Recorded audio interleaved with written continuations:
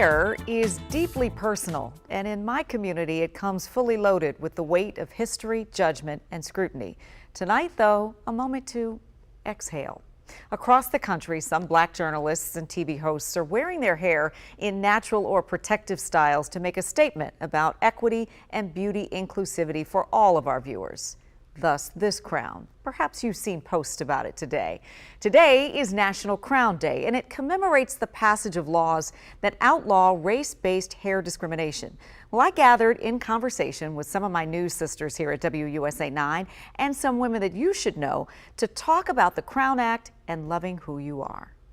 Delia, I'm going to give you the mic first to talk a little bit about your experience. I just went on vacation and came back with a new crown, right? It's been a transition and a transformation of falling back in love with myself all over again.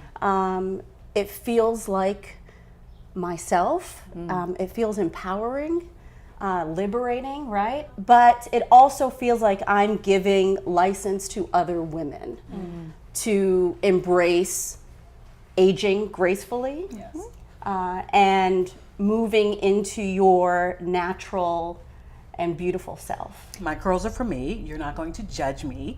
You know, the viewer's not going to judge me. My boss, I'm not even opening myself up to it. But it's interesting because in that, are you then, you know, sort of dimming your light because you say you don't want the scrutiny. I remember trying to come away from a perm at one point. And Black women were calling me, they were calling the station, they were calling my hairstylist to say that my hair wasn't straight enough, that Black women don't wear their hair that way. I didn't know about the word microaggression or whether that even applied to us. What I know is those words penetrated me because I was a younger woman at the time and I just hadn't walked into my destiny or my purpose, and I wasn't, I think, as solid to the core as I am now. And so I put a perm back in my hair because I thought that was the thing you had to do. But it was so painful to have to do it. There were times when my boss would be watching the news and saying, go straighten your hair, go straighten your hair. My bosses wanted me to have consistent hair, and I'm saying, hey, let me wear my hair natural. This is the most consistent way I can wear it, is the way it naturally comes out of my head. But one day I got a new boss who said, okay, you can wear your hair natural. And so I wore my hair in braids on the news. There have been a couple of times where I've interviewed for positions, especially you know, after college and stuff, where I would be fine over the phone. Everybody was really interested in my background, my internships, my college degree. And all of a sudden, when it's time for video calls or in-person meetings, you know, I show up, I feel very confident. I know that I have the skills to get this job, and I never hear back after that interview. I locked my hair in 2017 after wanting to lock it for well over a decade. Have decided I lead with it.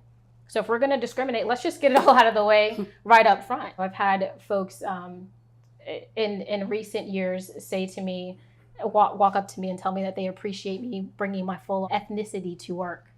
It causes me pause. I don't know how. Like, how do you respond? Is that a compliment? But I do want to credit my current company for allowing me to do that because it's been one of the most freeing opportunities. You know, they have a culture of belonging that they actually embrace.